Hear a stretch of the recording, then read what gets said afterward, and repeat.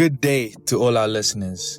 Today we have Bevin Reynolds in studio, the amazing South African diver who has sparked the freediving nation within a very short time, and it is an honor to have her here today. So, afternoon and welcome, Bevin.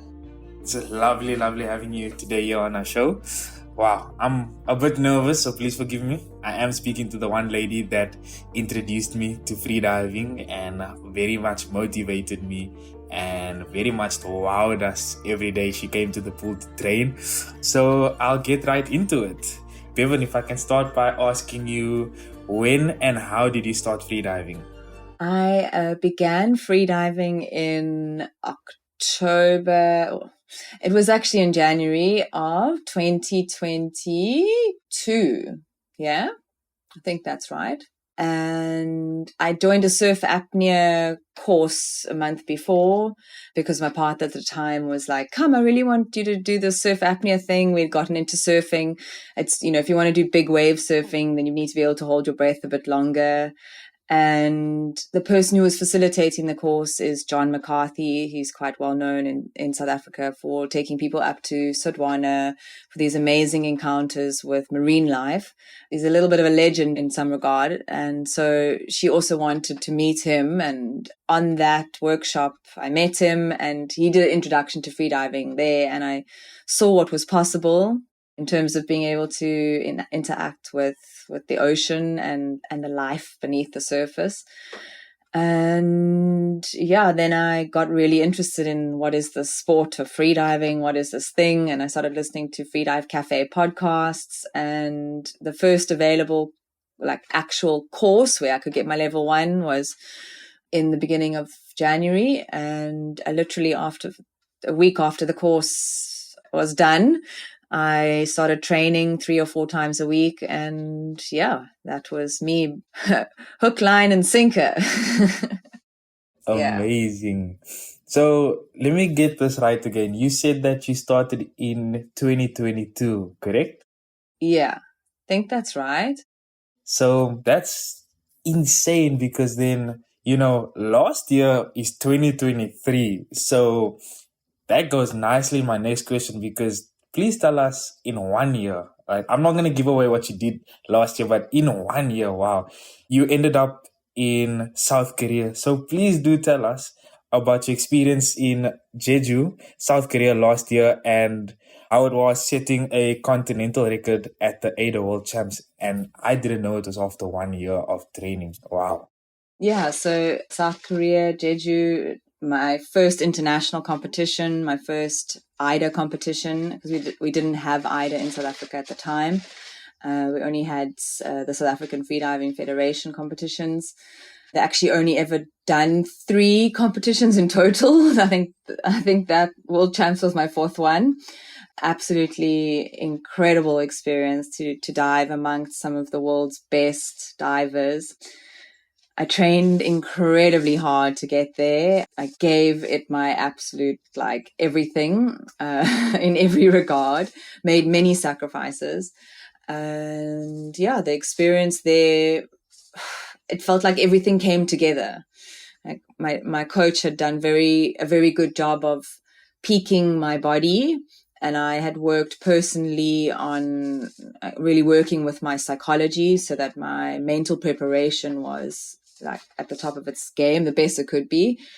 I had been watching my competitors very closely.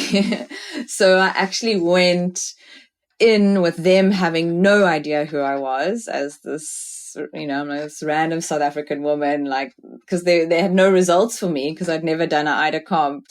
And I had been watching them for a year and a half, listening to the podcasts, listening to their psychology, trying to understand the way that they function, and figuring out okay, this is their weakness, this is my strength. And I just went there with intention of hopefully getting a medal, very determined to make that happen. And so when it happened, it was just incredibly rewarding, and it just felt like everything came together. So insane. Please do tell the listeners your record numbers that you achieved. So the disciplines you participated in and what your results were. So in the dynamic no fins, which is called DNF, that's the modified breaststroke, I did 180 meters, which is a South African record and Africa continental record. And at the time, I think it placed me like 5th in the world overall, like of performances ever, which was very special for me because my biggest role model and like idol of freediving is Natalia Molchanova. And before she died, she did 181, I think, 182. And so it felt very special to be like quite so close. And I remember watching her performance 2 months after I'd started freedive training, watched that world record performance where she did 180. And I'm like, no way. Like, how is this even possible? This woman is like on another level.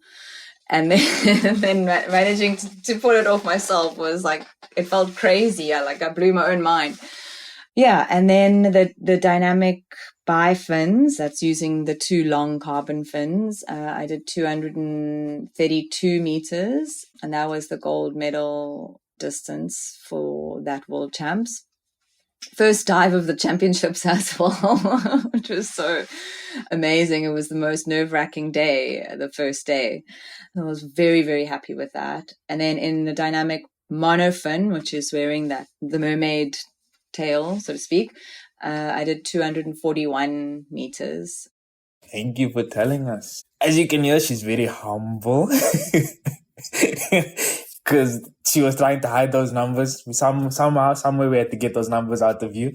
And she left the part out very much so where she came 2nd overall. And it's truly amazing to see that you managed to achieve that all in 1 year, like starting 2022, 2023, you're going overseas and competing. Nobody knows about you. And you just go from nobody knowing about you and also from not doing anything in the sport to just going all of a sudden 2nd at the AIDA competitions is it's just a wow. It's just a wow. My next question would then be to you, right?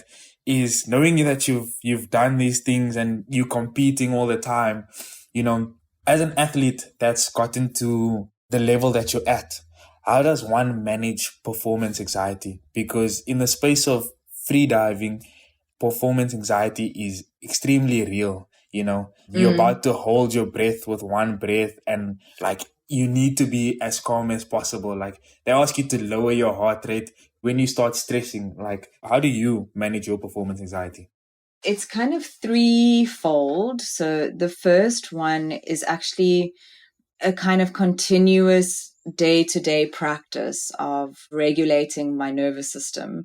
So it means having quite a lot of self-awareness and obviously not trying to stay in the Zen zone all the time because that's not healthy and not possible, but being aware of when I go, into more fight or flight states and then doing little things that can regulate my nervous system, put me back in the green zone, so to speak, which is, calm, connected, contented, grounded.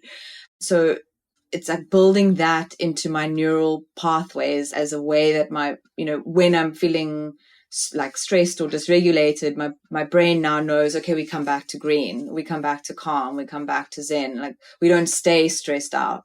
I mean, it happens and it's hard work sometimes, but I feel like that's like an ongoing self-care practice. So my natural disposition can be fairly calm. I've been told that I've got like a very calm presence, which also came from a lot of therapy. But then in terms of like the actual performance and the performance day, I think it's working with the body, and that's using somatic practices and tools to bring myself back more into the green zone. So that can be, it can be humming, it can be breathing practices, it can be rocking. Rocking, I actually mean like rocking. It can be walking gently, making sure that I breathe through my nose, nasal breathing, like really low and slow. It's got a meditative component as well. So being able to go into a more meditative state. So you actually activate we often talk about, I've been triggered into fight or flight, but we can also trigger our relaxation response, which is also a part of the brain and body that we have available to us, but we don't always think about it and know how to trigger the relaxation response. So yeah, I've developed like quite a wide and varied toolkit, and I would just draw on them quite like intermittently, I think, or just, depending on what I felt like. I'm a big fan of brainwave frequency music, actually, like binaural beats and like solfeggio frequencies and guided meditations, things that actually alter your brainwave frequency. So you go into almost trance-like state. So actually, one point in my life, I studied to be a hypnotherapist. So I can access those states like maybe more easily, and I know what they feel like, and I can, like, if I sit to meditate, I can go quite deep quite quickly because of many years of practice. And then there's the self-talk and the mindset, like developing like a really deep confidence in yourself can really, really help. So, and it means being confident about many aspects of the performance. And where does that confidence come from? Like practice, showing up. Like I did many long dives close to my PB leading up to that World Champs, so that by the time, with preparation as if it was a competition dive, like I was told on my program, treat this like a competition dive. And so I just repeat, so that by the time I got to World Champs, I knew exactly what to do. Like my dive was at 11:30 or whatever, and at 11:22 I needed to be standing here, and at 10:50 I needed to put my wetsuit on. And so, I mean, it was so ingrained in me what to do at each moment that I didn't have to think about it. Yeah. So, I mean, that's in a nutshell. There's a lot I can say about this, but yeah, I think I've given you a sense of some of how I work with performance anxiety. Yeah, definitely given us perspective. I'm definitely going to need a playlist of those brainwave activities to help me calm before any freediving competitions, because I do know they can help a lot. I'm going to let everyone know out here already that you have a very good way of calming people. I remember when I did my PB for my breath hold, my static breath hold, my first time going past 4 minutes was with you. And I didn't even know I was past 4 minutes. I honestly still thought I was chilling for like 2 minutes in the water, 3 minutes. Next thing I'm getting up and you're telling me the time is 4:45. So yeah, no, definitely. It's something as a freediving athlete that we always need to look at, and how we need to manage that, because if you can manage your performance anxiety, you will definitely have a lot more better dives. Which then leads me to my next question for you. It's a bit of a 3-compartment question, but it deals with the performance anxiety and how well do we deal with our body, right? And so the question is, have you ever experienced an LMC or a samba? Would you also mind telling the audience what an LMC is? And then I know you put a lot of training in to get where you are, but what does one need to do to get to your level, to kind of understand and avoid those things? Because I know that our anxiety in the water can trigger it, or understanding or feeling like I know myself so well that I can push, but realizing that the body isn't ready to push past that phase.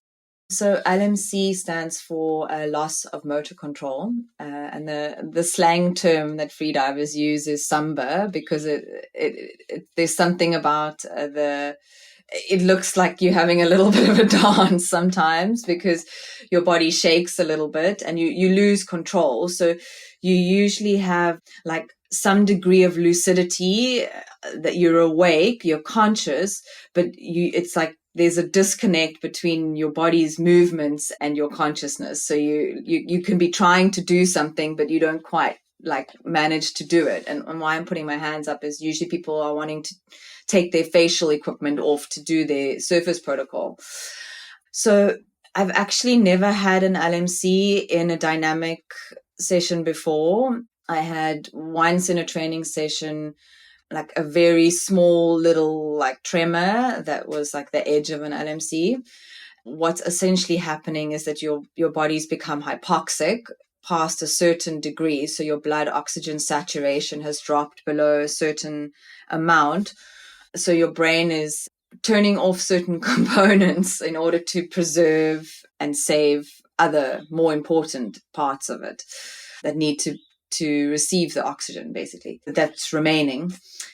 The process of training. So I'm going to actually take a little step back. So most beginner freedivers, it's actually training carbon dioxide tolerance, because we usually the urge to breathe that we experience and the discomfort around wanting to breathe is due to the buildup of carbon dioxide, right?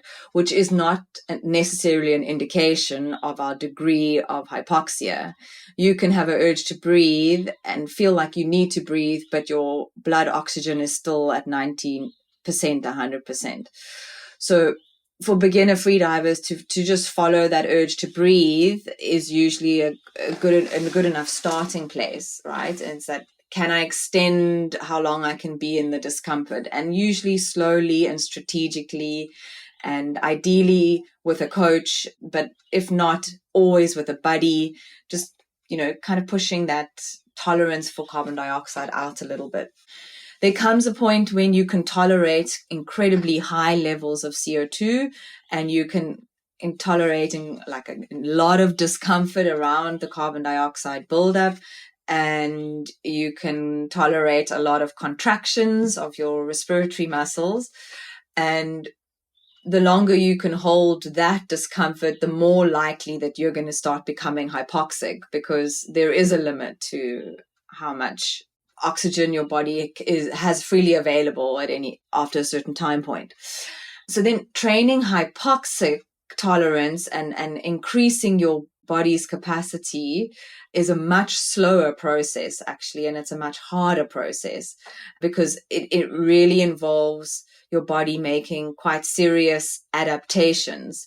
It's almost easier to get more comfortable with more CO2 than it is to increase your body's tolerance to low oxygen, because often what happens with lower oxygen is that people will feel like they'll get a spike of adrenaline, and it feels very uncomfortable, and not a lot of people can tolerate that level of discomfort.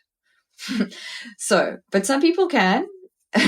Some people can, and some people can push very hard.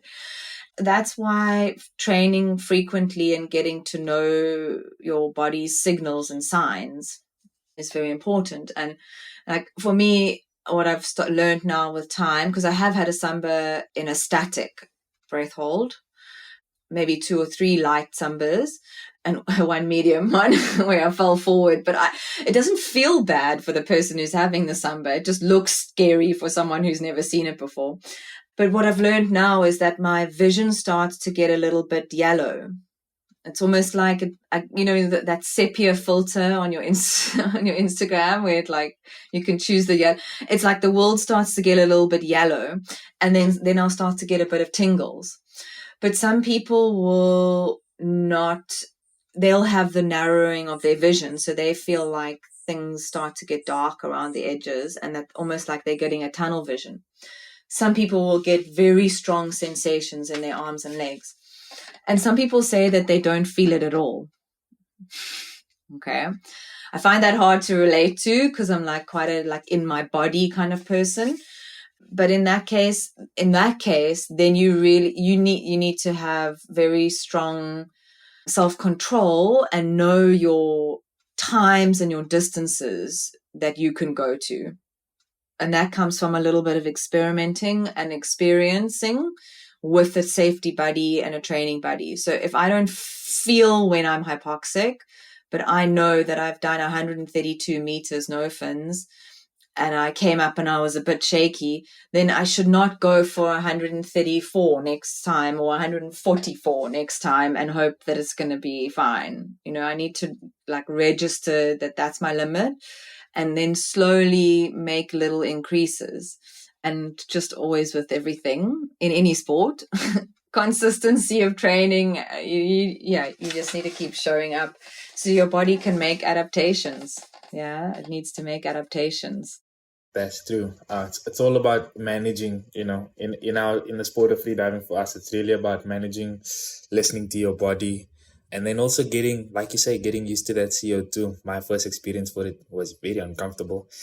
Having to register that you want to breathe, but you don't need to breathe. It's a very complex place for someone to start off with, but once you understand your body and you understand the physics and the biology around it, you come to understand that, you can go a little bit further, and our body is so advanced and it's so special and unique that in a way that, the more you train it in something, the better it gets.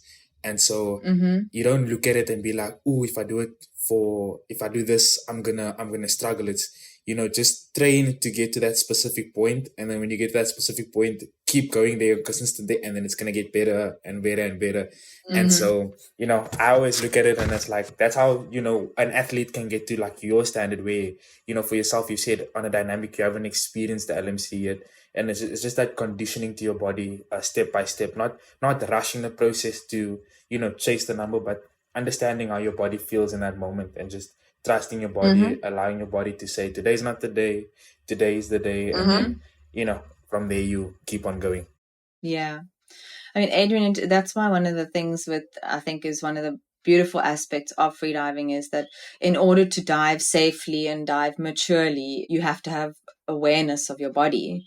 And you have to be embodied, and you can't kind of just be a head, which some people are, and which is why I think it's very important to develop that interoception, which is the awareness of your body in time and space and what's happening internally, which, especially if you've had a trauma history, we can get a bit dissociated from that because it doesn't feel that safe to be in our body. But that's another topic for another day, maybe. Yep. Our next question is, it might slightly touch on that topic that we want to leave for another day, which is to ask you, I know that you were recently in an accident. So my question would be, is how are you managing your recovery from your accident? And can you tell us all what happened for your accident and then the transition to get back into the sports, knowing that your body kind of wasn't able to do what you needed to do anymore? Yeah. Okay. Yeah. So just I think it was almost just 2 months after I got back from World Champs, I was at the gym, had just started getting back into training. I think it was the second week back after taking a little break, like pumping some iron, getting strong again. And I was off on my way to Dis-Chem to go buy some protein powder. And it was my right of way, green light. I was driving on my scooter, perfectly clear day. Like, I didn't do anything funny. It was I was obeying all the road rules. And a driver of the Constantia Waldorf School bus driver didn't see me, and he turned into my motorbike. He just turned like straight into me and hit the right-hand side of my bike. The bus hit my knee. And then because of how the bike is set up, like with the middle panel, my foot prevented my knee from like going this way all the way across my body. And so my knee basically was this like pivot point, and it caused inside my knee, the anterior cruciate ligament was basically ruptured in half. And I also had a bone contusion, which is when the bone like bleeds inside in my tibia. And there were other ligament damages that happened as a result of the contact. Thank goodness there were no broken bones or blood or anything like that. I mean, I was perfectly fine everywhere else. It was just my knee that was like completely, what did my doctor say? It looked like a bomb went off inside your knee. yeah, so I had to have a month later. I had basically what they call ACL reconstruction, is when they take a piece of the hamstring ligament and they cut it into 3 and they make a plait and they drill 2 channels in my tibia and the femur, and then they thread this new ligament through, and then they put pins on either side of it to make a new ACL ligament for me from my tendon of my hamstring. And yeah, I was bedridden for like 6 weeks pretty much, couldn't walk or put any pressure on it for 3 months. So I had to walk with crutches, elevate, like holding it up. And then in December, I could start to like slowly walk again. And I basically had to learn to re-walk. And then I gotten into the water before that, though. As soon as the wounds had healed, I was holding my breath, just doing static breath holding. And that kind of saved the day. And I made that a focus, and I managed to like make huge progress with my static breath hold during that time. Yeah. And then I think in March, I got back into the pool and started doing some light swimming. And yeah, over the last 4 or 5 months, I've been just slowly building up again. One of the biggest things that happens is all the muscles from not using them, like in my leg, in my quadricep and my hamstring, they atrophy. So like even now still, my right quadricep is like very skinny compared to the left, and it's not nearly as strong. I've still got a long way to go until they are equal. I'm only just starting to do little jumps and do little, like I can jog a little bit, like a couple of, like 100 or so meters. So I've still got a far way to go, but at least with freediving, I can hold my breath without having to go anywhere for the static. And with the bi-finning movement is actually quite good for my knee. And so those 2 disciplines I'm going to focus on those for the next while. And then start introducing monofinning and DNF again, because those are both of them are very heavy on the knee. Yeah. So got a long way to go still, but I'm determined to, I love freeriding too much. I'll always do it. So yeah, I'm determined to just keep loving it.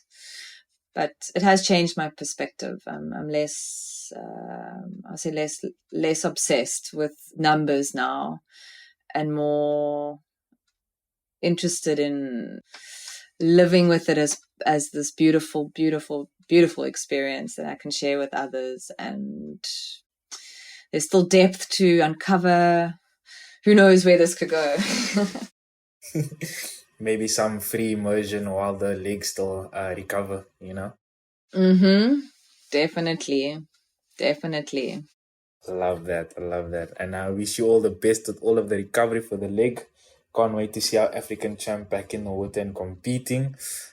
In the spirit of freediving Africa and, freediving growing in South Africa as it is, really, really growing in Cape Town, Durban, and in Egypt, and hopefully the rest of the African countries along in the near future will grow. But our focus point for today, for my question, is with our country, right?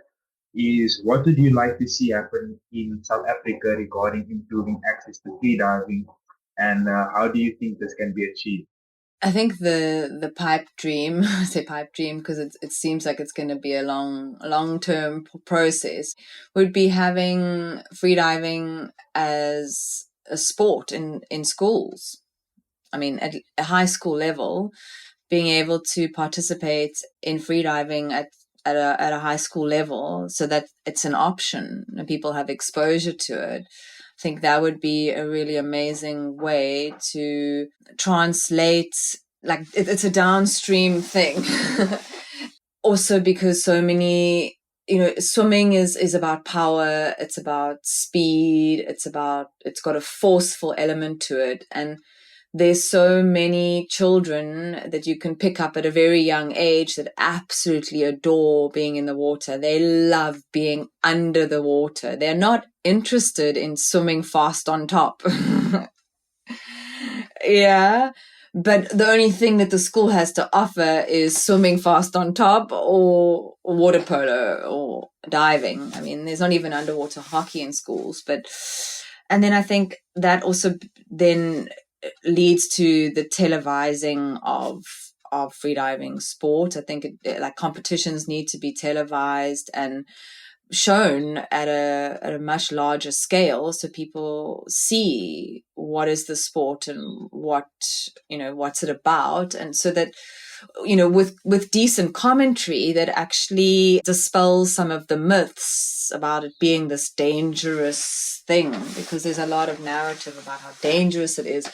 But I mean, there's so many other sports where people are also doing dangerous things, but it gets a lot of publicity, which obviously means that we need access to decent underwater photography. And I think that's one of the things that was a limiting factor before, is that we didn't have cameras that could go down with people or couldn't follow people under the water. So it's a little bit boring to watch on top. And this person disappears into the depths, like in-depth free diving, and then like 3 or 4 minutes later they pop up. And I mean, what did they do down there? But now with the video and the dive eye, we're actually able to see. And for the first time at this year's CMAS World Champs, they were actually able to, they almost showed no surface level footage. They just showed underwater like footage, and that's with the speed and the distance that people were traveling. And it was like, finally, they were able to actually, get how to film our sport. Yeah. And then I think, so it's exposure and it's access. I think at some level, there can be a lot of hype around the equipment, and the equipment is very pricey. But you don't have to have top-end equipment to be able to still enjoy this. I mean, static breath holding needs for nothing. A swimming costume, just so that you don't break any swimming pool rules. And maybe a mask, which means we need more instructors who are spreading the word and teaching people, and potentially teaching it there's a pay barrier as well in terms of like being able to pay for a course.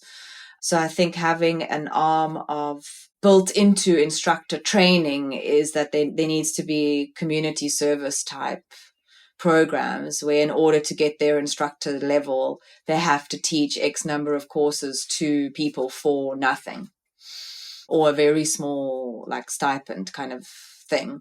And I don't know if that like talent outreach is possibly needs to involve integration with talent outreach in swimming, because Swimming South Africa and those organizations are very well established and have a much larger body of resource. If there was some kind of integration there, that could also be really a fruitful collaboration. And I think all the underwater sports in South Africa need to develop a united voice. Yeah, and somehow make it a national sport. Like, these sports need to be recognized at a higher level in the system for it to trickle down. Yeah. I mean, those are just some of my ideas. I could talk for a long time. But yeah, those are my thoughts. 2028 freediving in the Olympics. Yes, please. Starting with some school development right here in South Africa. I fully agree, because, a lot of the times the narrative that's getting pushed at the moment, or at least used to, because it's kind of going 50-50 now, but the narrative very much used to be, oh, freediving is a dangerous sport. Like, there'd be a clip, and then only the clips of, like, the 1 or 2 LMCs that happen at the competition get posted, instead of all, the successful dives of everybody at the competition. But now that it's very much a growing sport, and a lot of tourists are wanting to do it, and rather, instead of scuba tanks, are wanting to free dive down with the animals, I think it's very much at a place now where people are realizing how much of a beautiful sport it is, what it can teach us about our body, learning to control our body, understanding, and, just how amazing the human body is. Like, freediving really shows us that, controlling of heart rate, controlling of anxiety, controlling of pushing your body to the next limit. Like, it's just a whole new ball game of, everything just being put into factors. Is your athleticism playing a part? Is your mindset like really strong, to get you going? I just really, really love it, and definitely seeing it growing in South Africa. To end it off, I want to ask one last question. Given your expertise, what question do you think I should have asked you that I may not have asked? It's a very much on the spot question because it makes you think now, but take your time, choose a question, and then please do answer the question. The word resilience is coming to mind, so I'm not entirely sure where that fits into, but maybe it's something about what were some of the belief systems or mindset that I had to develop, or any athlete has to develop, or any actually person has to develop in order to accomplish a goal that isn't an immediate gratification, because we live in this world that is very much about like, okay, this dopamine hit here, oh look, this entertainment's right here, oh, I can feel good if I just scroll here. But when you've got a mid to long-term goal, like there are times when you have to dig really deep inside of yourself. Like there were training sessions where the last thing I wanted to do was be there. And I had to tap into something else.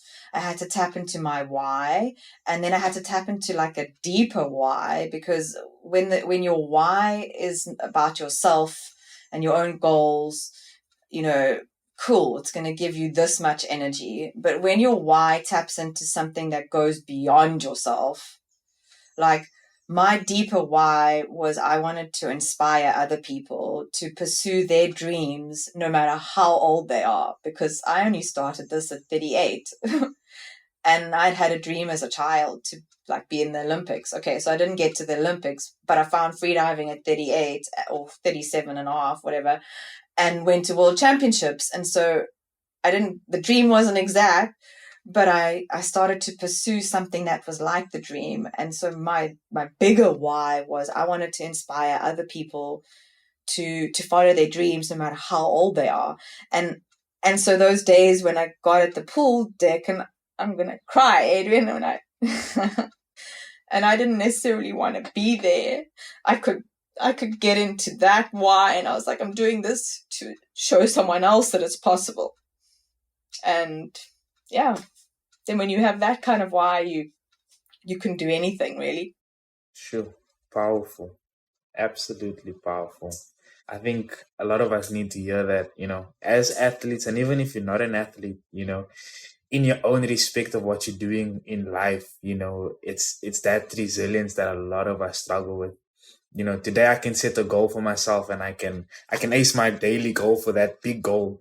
And then come day 7, what is the reason I want to do it now? Like that feeling, that drive slowly just starts to leave you, or you get a bump into the wall and it's just like, oh, should I really keep going? And then it's like, then you ask yourself, like you say, you ask those whys, and your whys, almost it's like they're not good enough, because your why, it's the answer you need. And then the next why comes in, it's like, but now why is that the answer? Like, surely you don't need to push on. Like, you've done it this far, you started, it's okay, you can start another goal, you can delay it, but it's like you say, going deep and being like, you have to be resilient, you have to discipline yourself and be like, today I'm going to do it. Even if I don't feel like doing it, I'm coming here with 0%, I'm coming here with 1%, but of that 1% that I have, I'm going to give that 1%. I don't have 100% to give, I have 1% to give, but on that day, you just got to give it. You just got to give it so that you stay resilient. And I truly, truly love that. That's definitely inspiration to me. I was going to ask you to leave me with inspiration, but you definitely just did now. So I was going to ask you, not leave me with inspiration, because you did that the whole talk, but like, you leave us with a motivation, for somebody that wants to compete as a freediver, wants to get into the sport, or just anything they're dealing with in life. But I think that just ends it and sums it up so perfectly, that we just got to keep being resilient. Ask yourself the why, and even when that's a struggle, go deeper, because you can do it. And so if you push yourself deeper, you'll get there, and you are proof of that. 37 and a half, somewhat. You prove that you can, got to world champs. You proved yourself, and that's an inspiration to the rest of us that, no matter the age, no matter the difficulty, we really, really can. You got knocked, but you're still going at the sport, so we really, really can keep going. And I love that. Thank you, Adrian. Yeah. Thank you so much, Bevin. Thank you very much for availing yourself. It's very hard getting the African champ to come and speak to us. So I thank you for gracing us with your time today. Hope to see you in the pool soon. Definitely. And thank you for your beautiful questions and for just holding the space so amazingly, Adrian. Really appreciate it. And yeah, go well. I hope to see you in the pool soon. Definitely. Definitely. Don't worry. I'm there. September the 15th. Pool. I'm in the pool. It's 16th. The 16th is Monday. So I'm back in the pool. September 16th.